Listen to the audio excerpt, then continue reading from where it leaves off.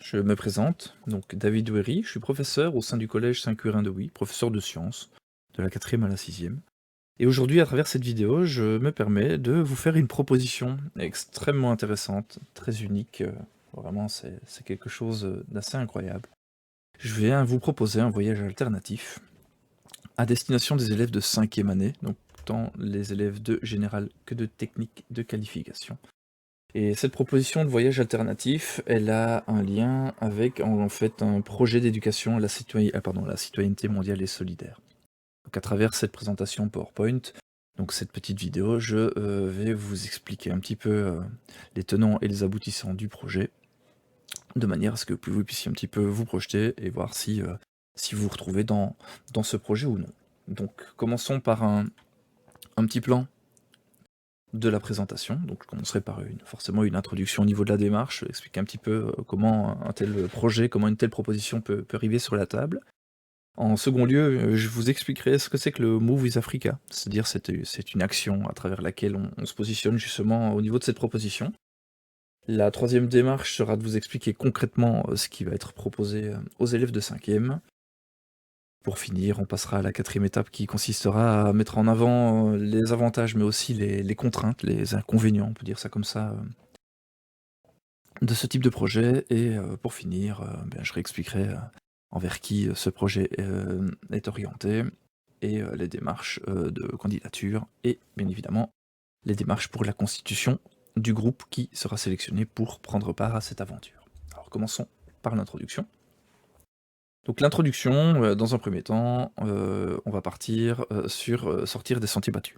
Donc tout simplement, au sein du collège, on est une école quand même extrêmement active, avec énormément de propositions, notamment en termes de voyages extrascolaires. Donc c'est vraiment très complet, tous les voyages sont effectivement très intéressants, mais en règle générale, ces voyages, ces activités, on les voit un petit peu partout. Idem quand on part, au niveau d'un voyage, même si on part sur un voyage, même complètement en dehors de l'école, quand vous partez, peut-être, je sais pas moi, dans un pays étranger, on va pas nécessairement toujours voir, la vie telle qu'elle est réellement, voir la population, telle qu'elle est. Si je prends un exemple, récent, quand nous sommes partis, en trekking au Maroc, on était déjà l'année dernière avec les rétos dans une espèce de voyage un petit peu alternatif. C'est-à-dire qu'on ne s'était pas limité aux grandes villes, en l'occurrence Marrakech, mais on était sortis déjà des sentiers battus, on était allé marcher dans la montagne, rencontrer des villageois. Donc c'était déjà une certaine démarche alternative. Mais ici, on va aller un petit peu plus loin. Donc le but ici, c'est de pousser la porte et d'aller à la rencontre des autres, et donc de voir la réalité telle qu'elle est réellement, plutôt que parfois derrière certaines façades ou certains discours un petit peu lissés que les gens dans certains pays, dans certaines contrées, dans certaines villes peuvent avoir. Alors bien évidemment, l'idée ici est de vous proposer un voyage alternatif en Afrique, donc vraiment de vivre un choc interculturel, parce que la réalité des pays dans lesquels on est susceptible de partir dans ce type de voyage est vraiment extrêmement différente de la réalité que nous pouvons connaître en Europe. Les gens qui naissent en Europe ne se rendent pas forcément toujours compte de la chance qu'ils peuvent avoir de vivre là où ils ont vécu. Même maintenant, parfois, certaines choses que nous faisons chez nous sont mal perçues à l'étranger et inversement. Donc c'est intéressant de confronter un petit peu les visions d'un pays par rapport à l'autre, des habitants par rapport à d'autres, et parfois il y a des préjugés, des stéréotypes que l'on peut notamment détruire via ce type de rencontres. Alors bien évidemment, comme je vous l'ai expliqué, donc le but est de voir le monde tel qu'il est, hein, pas forcément comme on nous le raconte, mais vraiment d'essayer de percevoir par soi-même la réalité, ou du moins d'essayer de mieux comprendre ce qui peut parfois se cacher derrière certains discours. Et bien évidemment, c'est comme je l'expliquais déjà, c'est aller à la rencontre. Donc ici, on partira sur une proposition d'un voyage vraiment à dimension humaine. Donc le but est d'aller à la rencontre de l'autre, vraiment de tisser des liens, de nouer le dialogue avec des personnes, d'aller au-delà d'un c'est juste un bonjour, mais vraiment d'aller un peu plus en profondeur, de comprendre le quotidien des autres. Mais alors également, à travers ces voyages, il y a une grande dimension qui est parfois oubliée. On s'en rend pas forcément compte, mais quand on la vit, on s'en rend bien compte, c'est forcément on va à la rencontre de soi-même. C'est-à-dire qu'on se découvre, parfois on se rend compte, par soi-même qu'on avait des idées qui étaient préconçues sur des réalités qui étaient complètement différentes en fait de ce que l'on imaginait, et puis même on se découvre soi-même, on se rend compte qu'on est peut-être, plus timide ou justement moins timide, qu'on peut avoir plus de confiance en soi, et donc C'est vraiment un genre de voyage ici qui permet à chacun, de faire un peu d'introspection et de un moment de réflexion sur soi-même. Alors, au niveau des voyages alternatifs, l'école a quand même déjà une grande expérience en la matière, donc j'ai eu la chance personnellement d'encadrer, beaucoup de voyages, dans ce style. Ça a commencé en 2015. Donc en 2015, je suis parti, avec, quelques étudiants, je pense qu'on était 7-8, des étudiants de Réto. On est parti avec Via Don Bosco et Move with Africa, donc c'était la même action que celle que je vous propose, cette année scolaire-ci. On était parti au Bénin avec Via Don Bosco, j'y reviendrai plus tard. En 2015, en même temps, on avait profité, de quelque chose d'assez unique. Il y a un groupe dans un voyage s'était désisté et donc on avait réussi également à faire participer un groupe de 5e. Quelques 5e étaient partis avec Caritas en RDC, dans un projet, assez différent du nôtre. Donc ces 2 projets étaient déjà de franches réussites. En 2016 et 2018, on avait encore eu 2 projets, donc ces 2-là, j'y ai pris part également. Donc un projet en 2016 en Afrique du Sud, avec, l'ONG Entrée des Fraternités, et en 2018, donc la plus récente, un peu avant le Covid, c'était une immersion au Rwanda, également avec Entrée des Fraternités, toujours sous le couvert de Move with Africa. Alors, qu'est-ce que c'est que Move with Africa?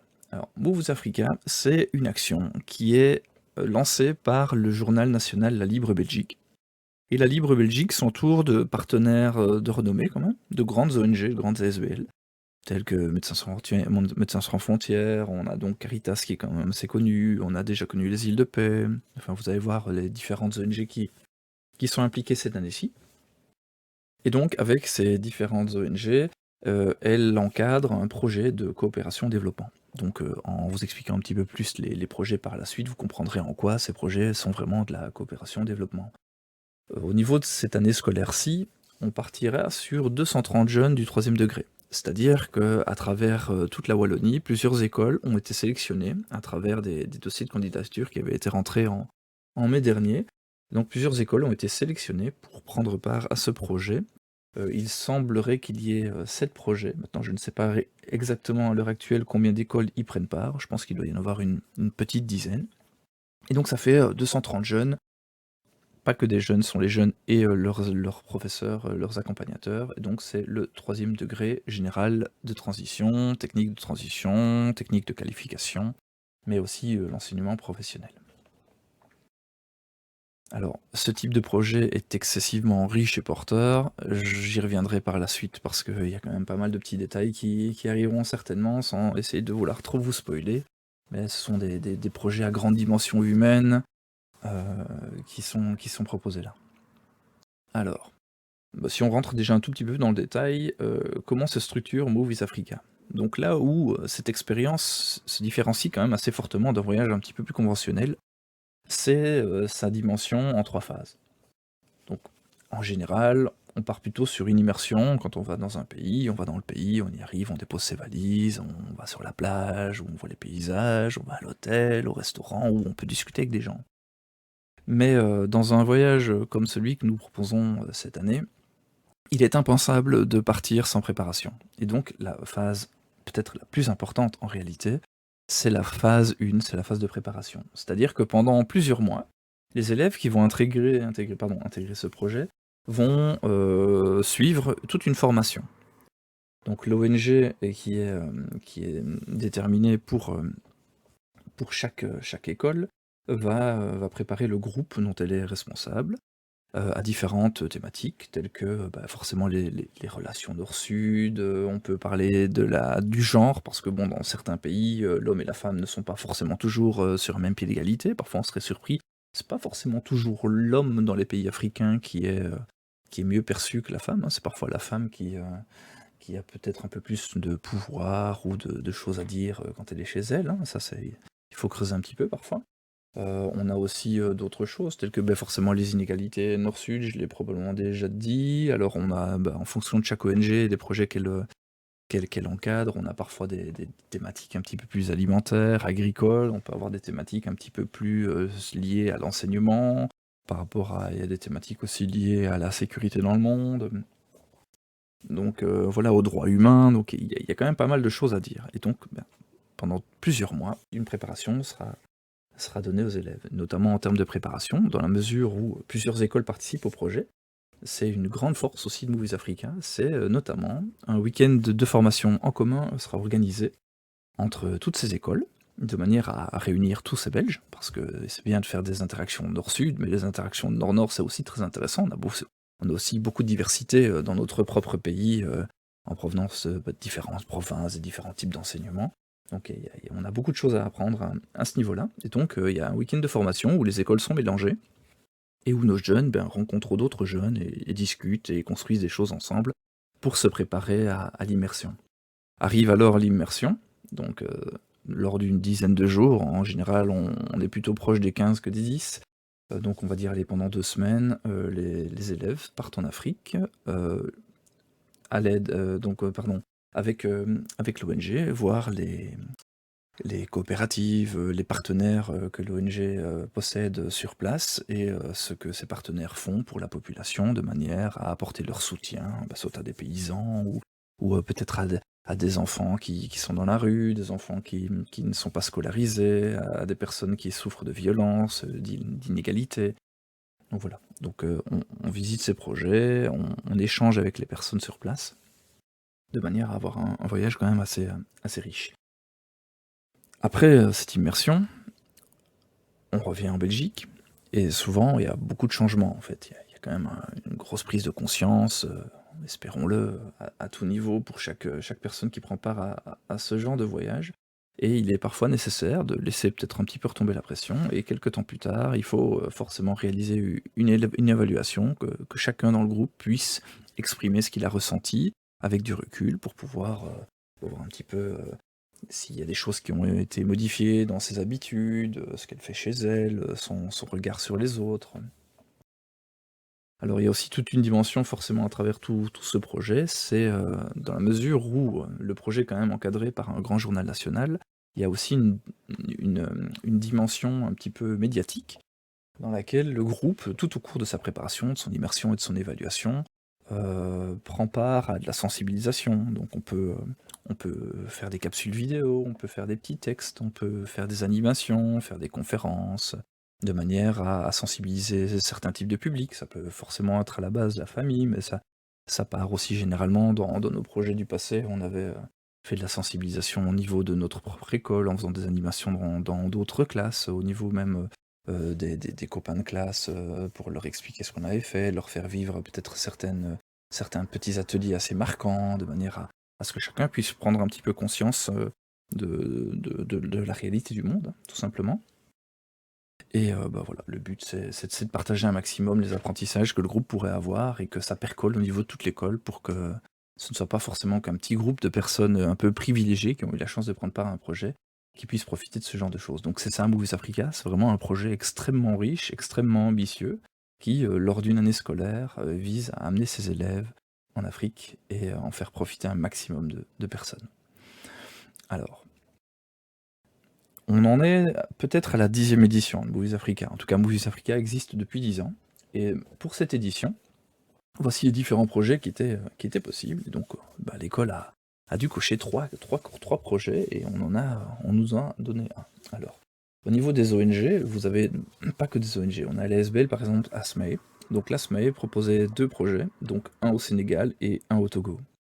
Il y a aussi l'ASBL DBA, l'ONG DBA plutôt, donc Défi Belgique Afrique, qui elle proposait un projet au Bénin, tout comme Via Don Bosco, tout comme Afrique Sud, tandis que RCN Justice et Démocratie, elle proposait un projet au Rwanda. Alors pour parler un tout petit peu en vitesse d'un projet que nous avons eu la chance de vivre déjà par le passé, c'est celui de Via Don Bosco. Donc par exemple, Via Don Bosco, le but était d'aller voir le quotidien d'une école, qui en fait visait à rescolariser des enfants qui étaient un petit peu laissés à eux-mêmes dans les rues, donc peut-être des enfants qui avaient fugué à cause de différentes choses, peut-être parce qu'ils étaient battus, ou simplement parce qu'ils n'avaient plus de famille, donc ces enfants se retrouvaient dans les rues, étaient complètement livrés à eux-mêmes, devenaient un petit peu en marge de la société, et donc ils avaient des éducateurs de rue qui allaient simplement au contact de ces jeunes pour essayer de un peu mieux comprendre leur réalité, leur quotidien, et en tissant des liens de confiance qui sont quand même assez longs à mettre en place, ces éducateurs parvenaient à les mettre dans des maisons de jeunesse, par exemple, près d'un marché, et puis ensuite, petit à petit, leur faire accepter, par exemple, qu'ils puissent retourner dans une espèce d'internat dans lequel on forcément les logeait, on les nourrissait, mais alors ils avaient aussi un accès à l'éducation, que ce soit vraiment une éducation de base, le français, les maths et d'autres disciplines, mais aussi des ateliers de mécanique ou autres pour leur apprendre à maîtriser un métier. Et ensuite à les réintégrer correctement dans la société. Donc cette ONG-là, elle avait vraiment un accès sur le droit à l'éducation, et donc on prenait conscience en vivant ce projet que l'éducation, c'est quand même quelque chose d'assez essentiel. Une population qui n'est pas éduquée, c'est une population qui est facile à manipuler, et donc le but, quand même, si on veut avoir un pays émergent, c'est d'avoir quand même une société qui a un esprit critique, en fait, qui soit capable de réfléchir par elle-même. Et le fait que les enfants puissent avoir accès à une éducation de base, c'était quand même quelque chose d'essentiel. Donc c'est vraiment un projet qui nous a très fortement marqué. Enfin, voilà, ça c'était un petit exemple. Concrètement, en ce qui concerne le collège cette année-ci, le projet qui nous a été octroyé, c'est le projet encadré par l'ONG Entraide et Fraternité, donc ONG que nous connaissons très très bien dans la mesure où on a déjà eu 2 expériences avec eux, donc l'Afrique du Sud et le Rwanda. Eh bien, c'est justement au Rwanda que, lors de cette année scolaire-ci, certains élèves de l'école vont pouvoir avoir la chance, d'aller, tout simplement. Alors une petite caractéristique pour cette année-ci, on n'a pas encore beaucoup d'informations parce que quand j'enregistre cette vidéo, nous sommes toujours lors des vacances scolaires. Ce n'est pas une école, mais 2 écoles qui partiront, sur ce même site avec Entraide et Fraternité, donc en l'occurrence le collège Saint-Curin de Huy avec l'Institut Saint-Joseph de Karlsbourg. Donc on va avoir un groupe mélangé, avec de 2 écoles différentes. Je pense que ce sera encore plus enrichissant. On aura des interactions nord-nord et nord-sud pendant les 2 semaines là-bas sur place. Personnellement, j'ai hâte d'y être. Alors, avant de rentrer un peu dans le détail de la proposition pratico-pratique de cette immersion Rwanda avec Entraide et Fraternité, quelques petites photos pour plusieurs petites thématiques. Toutes les photos que vous allez voir sont des photos que j'ai pu prendre personnellement, en espérant de ne pas trop vous spoiler, donc ce qui proviennent des différents voyages de ce type que j'ai pu vivre avec les 4 groupes précédents. Donc forcément, je vous en ai déjà parlé, le choc culturel. Voilà, ça c'est une photo d'un village au Rwanda en 2018, avec une maison qui était tout doucement en train de sortir de terre, on peut le dire ça comme ça. Forcément un pays magnifique, là encore une photo du Rwanda, c'est vraiment un pays excessivement beau, un pays très très très vert. J'en dirai pas trop pour pas trop en dévoiler, mais voilà, de magnifiques paysages, forcément, tous ces pays sont excessivement différents de ce qu'on a l'habitude de voir en Belgique, pour ceux qui ne sont jamais allés en Afrique, par exemple, ou dans ces contrées-là. On s'imagine pas forcément de la différence des paysages, voilà. C'est le pays des 1000 collines, par exemple, le Rwanda, donc c'est assez spécifique. Alors, quand on va vers ce type de voyage, forcément, par exemple, dans le projet qui est octroyé à Saint-Curin, on va notamment vivre au contact de familles paysannes très pauvres. Eh bien, par le passé, on a souvent eu l'occasion de voir ça, en fait, qu'il y a de grosses inégalités, hein, nord-sud. Maintenant, même au nord, on a certaines inégalités. C'est aussi un peu le but de ce genre de voyage, c'est de se rendre compte que parfois la réalité, elle est moins belle que ce qu'on ne le pense, même par chez nous, hein, même dans nos villes, même dans nos pays très développés, on a d'énormes inégalités. Là, par exemple, c'était une photo, on était allé en Afrique du Sud et c'était des bidonvilles, ils appellent ça des informal settlements. Donc, au coin d'une ruelle du bidonville, on était tombé sur des enfants assis dans un fauteuil. C'était juste une photo magnifique. Ils étaient authentiques comme ça, ils étaient spontanés. Ils n'ont pas posé, c'était comme ça. Mais oui, la réalité est parfois brutale. Donc, on va pas forcément en Afrique pour voir la pauvreté. Maintenant, si elle se présente à vous, il faut la comprendre, il faut arriver à la voir. Mais le but n'est pas d'aller en Afrique pour voir la pauvreté nécessairement, parce qu'il y a beaucoup de richesses aussi à voir dans ce genre de pays, mais la réalité est parfois, effectivement, parfois assez brutale.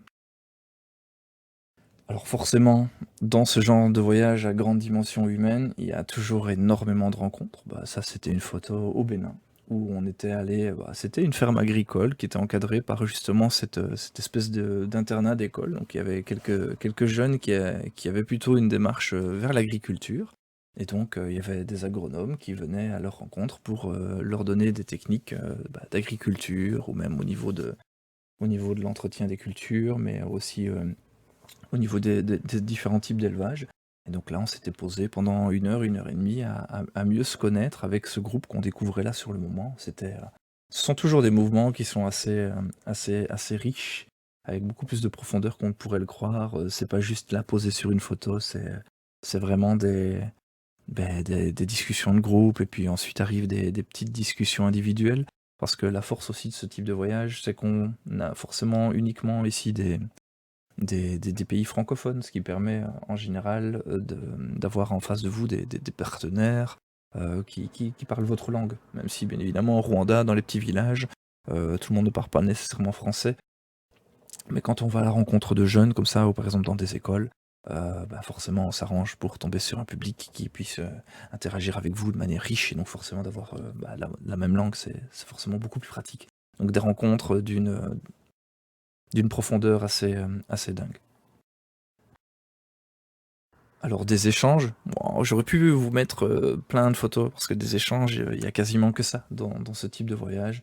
Bon, pour changer un peu, voici une photo de l'Afrique du Sud, où on avait pris part à un match de football face, heureusement, à une jeune équipe sud-africaine, sinon de filles.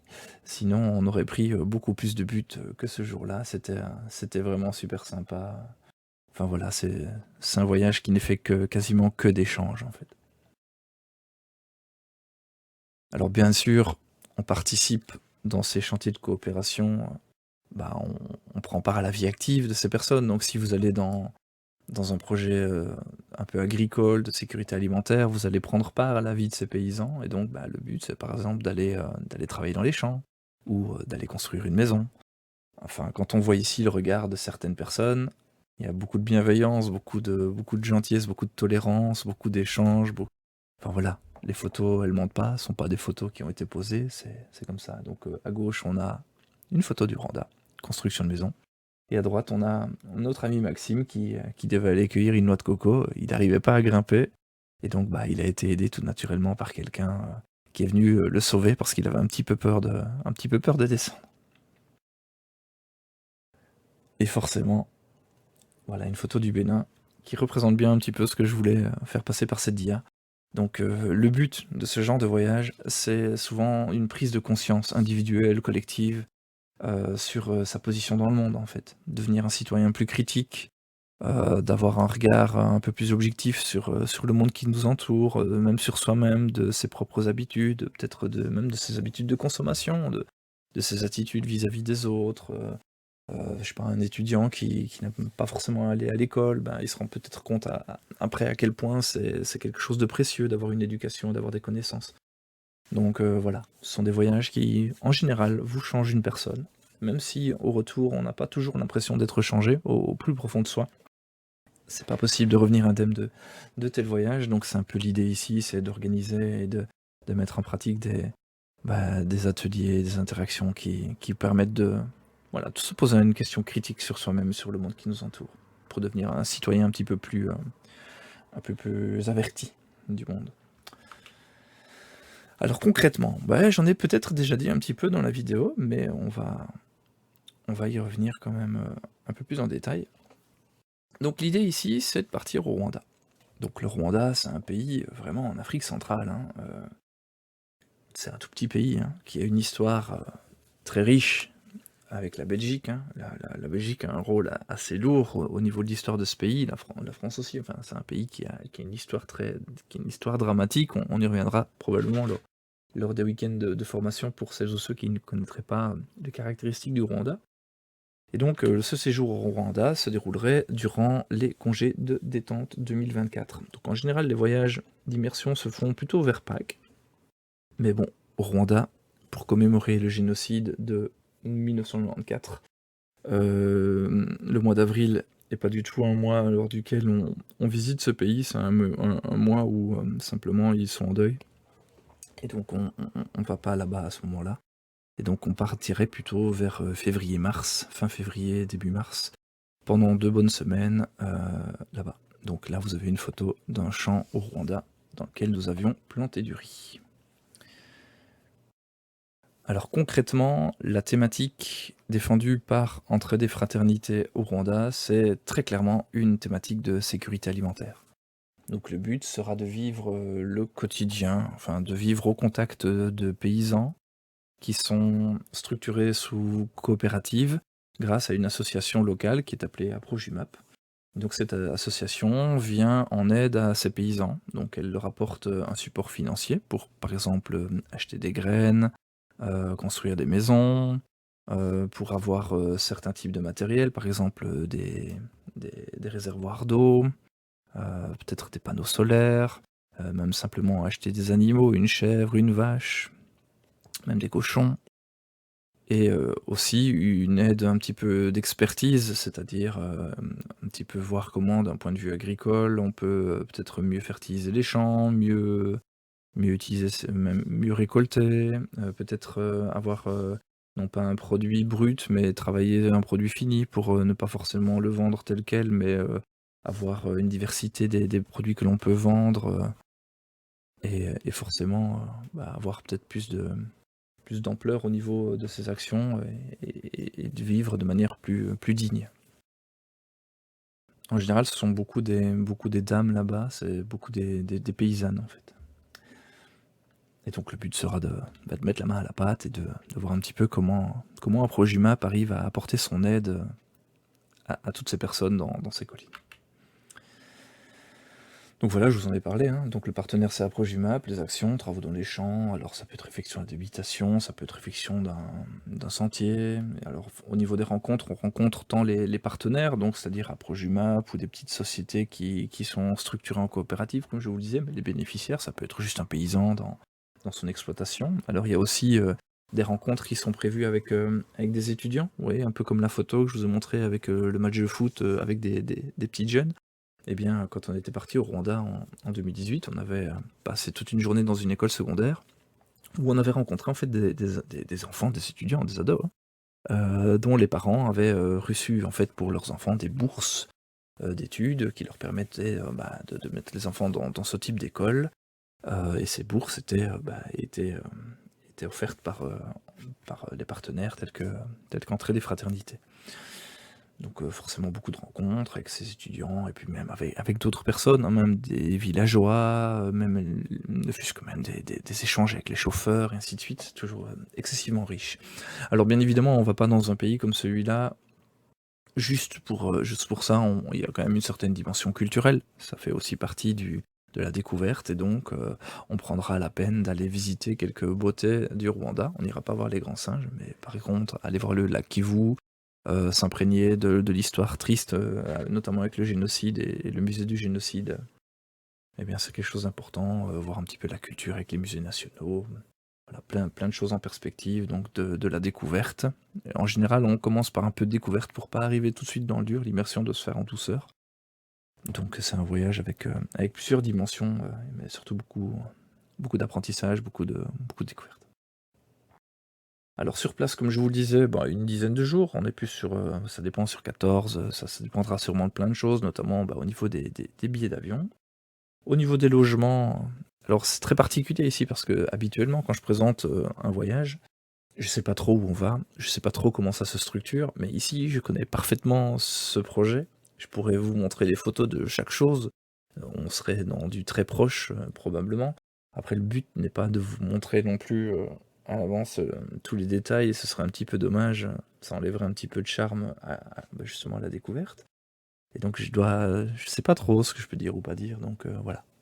Logement dans des petits motels, déplacement avec des minibus. Au niveau de l'alimentation, c'était de petits restaurants locaux, les accès médicaux, on n'a jamais eu aucun problème dans aucun des voyages que nous avons fait jusqu'à présent, touchons du bois. Il y a des centres de santé un peu partout. De toute façon, on oscille entre Kigali et Butare, qui sont deux très grandes villes, donc forcément des centres de santé, même des hôpitaux à proximité. Et alors au niveau de l'encadrement, il y a tout le personnel local en fait, hein, d'Aprojuma qui est disponible, qui nous encadre, qui nous explique des choses, qui répond à nos questions. Alors on a aussi deux membres de l'ONG belge Entraide et Fraternité qui partent avec nous, et trois responsables du collège, à savoir donc Madame Brasseur, Monsieur Cobu et moi-même. Alors bien évidemment, dans l'encadrement, on aura une autre école avec nous. Maintenant, la question est de savoir si on fera effectivement toutes les activités ensemble ou pas, si ça va pas rendre le groupe trop grand. Je n'en sais vraiment rien. Je sais pas du tout comment on va structurer le, le séjour sur place, si les deux écoles seront mixées, ou si elles seront parfois un peu indépendantes, ou si on les mélangera en deux groupes distincts. Aucune idée. Mais en tout cas, on aura aussi alors forcément les enseignants ou les professeurs éducateurs, je ne sais pas, de l'école de Karlsbourg avec nous. Alors, au niveau du budget, c'est un peu incroyable. Le budget pour partir 2 semaines au Rwanda est estimé, je dis bien estimé parce qu'on ne peut jamais avoir toutes les certitudes non plus, il est estimé à 900 € plus ou moins. Donc vous avez ici le détail, et vous remarquez que dans le budget de 900 €, vous avez des choses qui sont quand même intéressantes, notamment le passeport et le visa. Alors bon, le visa, vous n'allez pas forcément toujours retourner au Rwanda, mais le passeport, il dure peut-être au moins 5 ans. Donc on a tenu compte de ces frais-là. Ensuite, les frais médicaux, on doit forcément prendre certains médicaments spécifiques et certains vaccins doivent être faits pour aller dans ce type de pays. Certains ont peut-être déjà fait des vaccins, certains vaccins sont, quand vous les faites, c'est à vie, d'autres doivent avoir des rappels, peut-être, je sais pas moi, tous les 5 ans, tous les 10 ans, ça dépend, hein, c'est hépatite, et ainsi de suite. Donc tous ces frais médicaux sont pris en compte. Alors quand on voit au niveau de l'aéroport, on est sur 230 €. Donc à savoir qu'un billet d'avion avec la Brussels Airlines pour partir à Kigali, c'est plutôt 900 000 € que 230 €. Donc l'avantage ici avec Moves Africa, c'est que Brussels Airlines est partenaire de l'action, et donc on a une grosse réduction. Simplement, on paye juste les taxes d'aéroport, quasiment tout le reste est payé par la société. Alors la formation au vol départ, en fait, il y a un week-end en commun avec toutes les écoles, il y a une petite participation pour le logement, pour les frais de nourriture ou autre. Et le surplace est estimé à 450 € entre le logement, la nourriture, les déplacements, les différentes activités, donc l'accès aux visites et ainsi de suite des musées. Donc pour un total de 880, maintenant c'est peut-être 900, 950, on ne sait pas trop. Mais c'est une projection qui est faite depuis quand même plusieurs années, hein, je ne sais pas si Entraide et Fraternité était là lors du tout premier Moves Africa, mais en 2018, on y a déjà pris part, comme vous l'avez vu. Entre-temps, même avec le Covid, il y a quand même eu quelques départs, donc je veux dire, c'est quelque chose qui est éprouvé, ce voyage est éprouvé. Le budget est certainement aussi éprouvé. Il était plus ou moins identique quand on était parti il y a maintenant 5 ans. Donc voilà, il n'y a pas trop de doute logiquement, sauf inflation extrême. Il ne devrait pas y avoir de problème à ce niveau-là. Alors au niveau du budget, il y a une remarque qui est quand même excessivement importante, c'est que Moves Africa veut être un voyage accessible à tous. C'est-à-dire qu'il ne faut pas que le prix, l'argent, soit un frein. Et donc on doit se porter garant, en quelque sorte, avec notre groupe, du succès d'une récolte de fonds. Donc une récolte de fonds sera mise en place, organisée avec les élèves acteurs de la récolte de fonds, de manière à essayer au maximum de rapporter de l'argent au groupe, donc ce sera le groupe qui travaillera pour le groupe, afin de minimiser autant que faire se peut les frais, les frais du voyage. Alors, je ne veux pas promettre la lune, et ça dépend forcément de chaque année, de la motivation du groupe, mais lors de la toute première participation à Move East Africa, au Bénin, le groupe qui était constitué de 7 ou 8 élèves, on avait réussi à récolter tellement d'argent que les élèves n'avaient finalement payé que leur passeport, le visa et les frais médicaux. Donc en gros, ils avaient payé environ 200 € pour partir pendant 2 semaines au Bénin.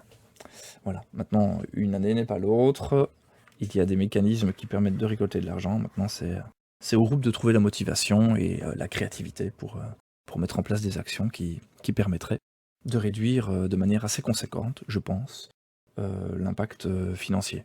Maintenant, concrètement, 880 €, 900 € pour partir 2 semaines dans un pays d'Afrique centrale, comme je vous le disais, c'est même moins cher que le prix d'un billet classique. Enfin voilà, mais ça reste une somme. Voilà. Je pense avoir déjà dit pas mal de choses. Maintenant, c'est très complexe de rentrer vraiment dans tous les détails de ce type de projet, parce que chaque question va engendrer une réponse ou une idée qui arrive, et forcément, on pourra en parler des heures. Maintenant, c'est peut-être utile quand même de mettre en évidence les avantages les points positifs de ce genre de projet, contre les contraintes aussi, parce que tout n'est pas blanc non plus, hein. Donc comme je vous l'expliquais, l'un des premiers avantages pour les élèves, mais peut-être aussi plutôt pour les parents, c'est que c'est un projet qui est très carré. C'est-à-dire qu'il est encadré, il est sécurisé par des partenaires qui ont beaucoup d'expérience.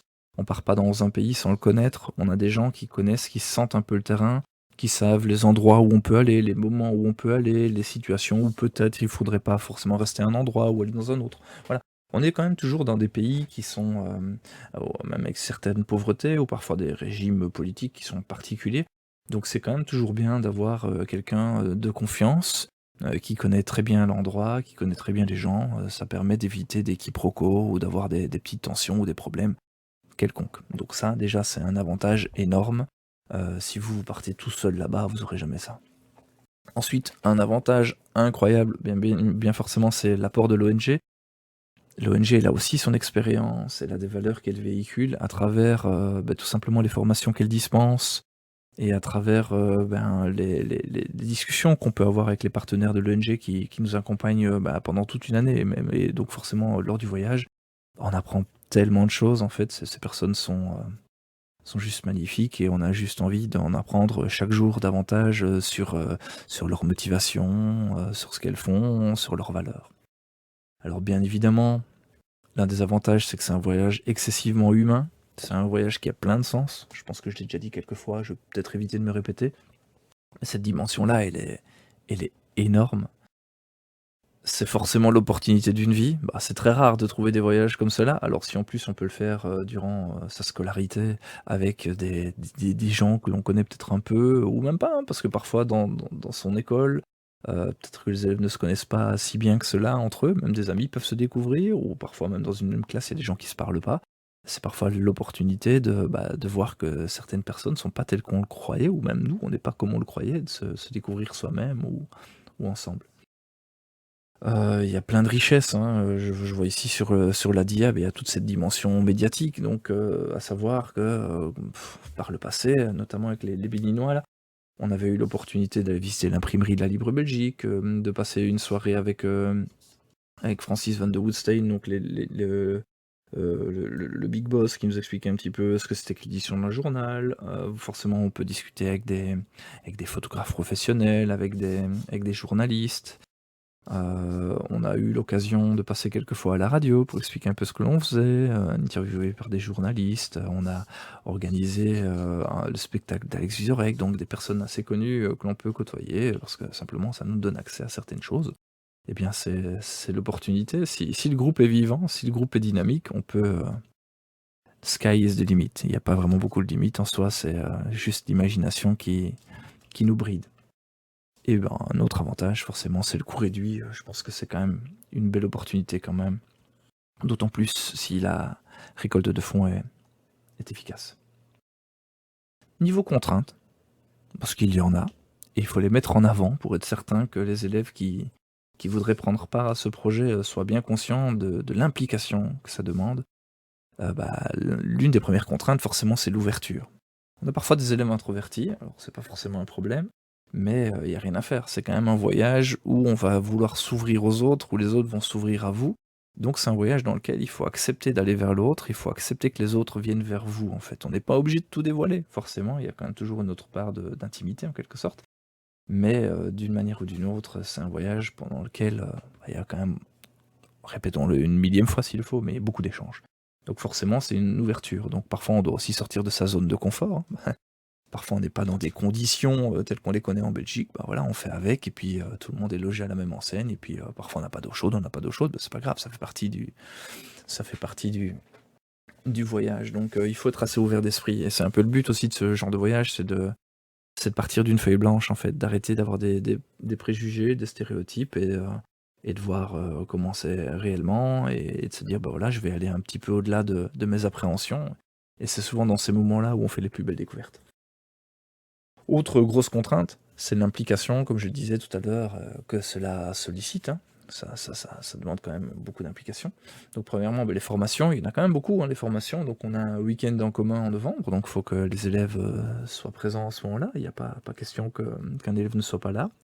On a besoin de faire pas mal d'autres formations en dehors, donc en général, Les membres de l'ONG viennent le mercredi après-midi ou peut-être, je sais pas, un samedi matin. Ça dépend du groupe en fait et des activités que chacun peut avoir. On essaie de trouver un juste milieu, un équilibre.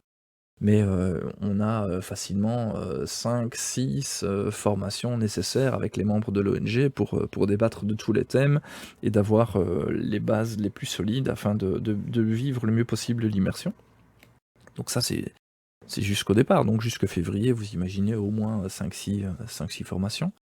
Au niveau des formations, mais il y a aussi d'autres choses, parce que même quand on est sur la récolte de fonds, bah, parfois on a besoin de réunir le groupe pour décider d'une action qui va être mise en place. Imaginons on fait un souper, bah, ça demande quand même beaucoup de réunions, et puis même le souper en tant que tel demande beaucoup de travail, de préparation, d'anticipation.